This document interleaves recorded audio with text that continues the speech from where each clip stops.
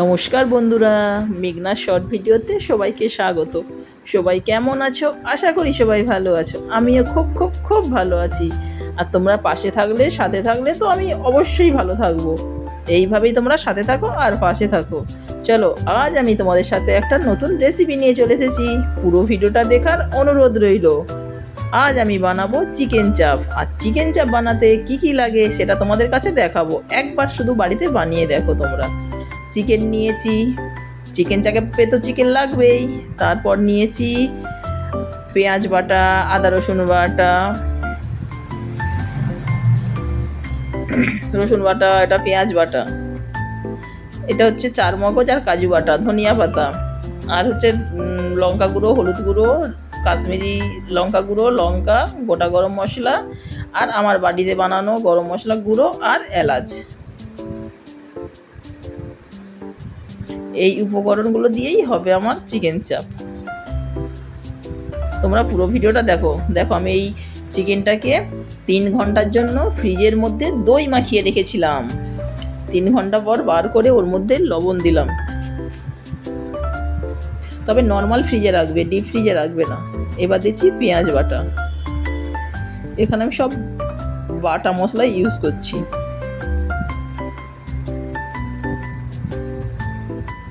আর দেবো আদা রসুনের পেস্ট।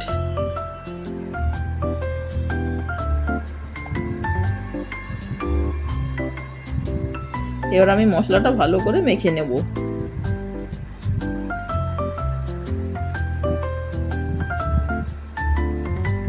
ভালো করে মেখে নিয়েছি। এবার আবার 30 মিনিটের জন্য ঢেকে রেখে দেবো। তবে এটা ফ্রিজে রাখবো না, নর্মাল টেম্পারেচারেই রাখবো। এবার গ্যাসের মধ্যে কড়া বসিয়ে দিয়েছি।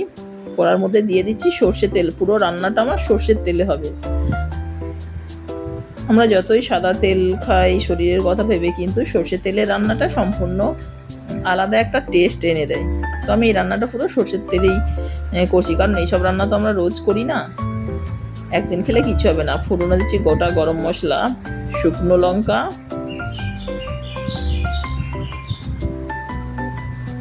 এলাচ। এবার মশলাটা লাল পর্যন্ত ভাজা পর্যন্ত অপেক্ষা করব। এবার আমি এর মধ্যে দিয়ে দেবো চিকেনের টুকরোগুলো। আর আমার চিকেনগুলো এক একটার ওজন ছিল 150 গ্রামের ওপর ছিল, 150 গ্রামের কম নয়। কারণ চিকেন চাপ করতে গেলে তো চিকেনের পিসগুলো বড় বড়ই রাখতে হয় না। আর চিকেনের পিসগুলো যেহেতু বড় বড় ছিল, তাই জন্য দই মেখে যদি ফ্রিজে 2 থেকে 3 ঘন্টা রাখা যায়, তাহলে চিকেনটা সিদ্ধ হতে বেশি টাইম লাগে না। এবার আমি ভালো করে নেড়ে চেড়ে ওটার মধ্যে ঢাকনা দিয়ে ঢেকে রেখে দেবো কিছুক্ষণের জন্য। ঢাকনা খুলে এবার দেখো 3 ভাগ সেদ্ধ হয়ে গেছে। এবার ওদের মধ্যে দিচ্ছি সয়া সস,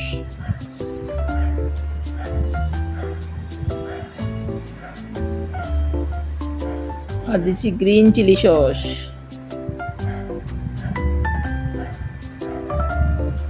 তোমাদের মাংসের পরিমাণ যেমন থাকবে সেইভাবে দেবে। আমার এখানে 2.5 কেজি মাংস ছিল, তো আমি সেই পরিমাপে দিচ্ছি। আর দিচ্ছি রেড চিলি সস।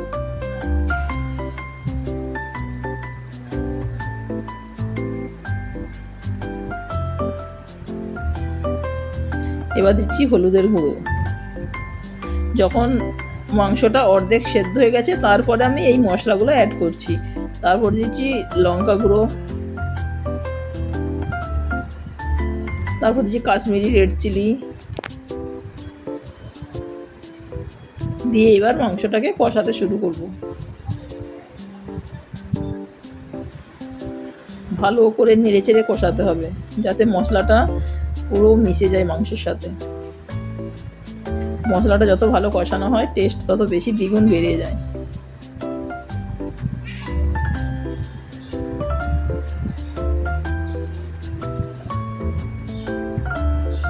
তারপর কিছুক্ষণের জন্য আবার ঢেকে দেবো।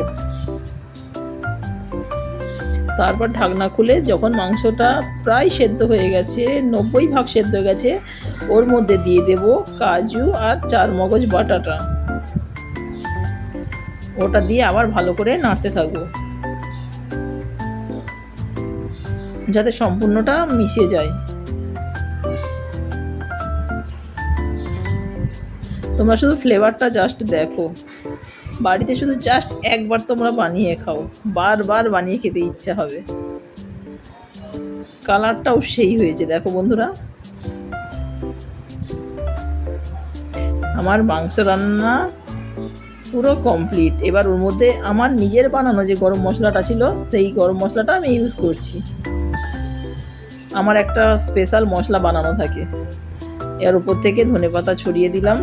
আমার মাংস রান্না পুরো রেডি, চিকেন চাপ পুরো রেডি। যদি আমার ভিডিওটা ভালো লেগে থাকে একটা লাইক, একটা কমেন্ট, একটা শেয়ার করতে ভুলো না। আর যারা আমার চ্যানেলে নতুন, চ্যানেলটিকে সাবস্ক্রাইব করে পাশে থাকো। আর অবশ্যই পাশে থাকা বেল আইকনটি প্রেস করবে যাতে নিত্য নতুন ভিডিও সবার আগে তোমাদের কাছে পৌঁছে যায়। সবাই ভালো থেকো, সুস্থ থেকো, নিজেদের খেয়াল রেখো। আবার নিয়ে আসবো নতুন কোনো ভিডিওটা কেমন লাগলো অবশ্যই কমেন্টে জানাবে।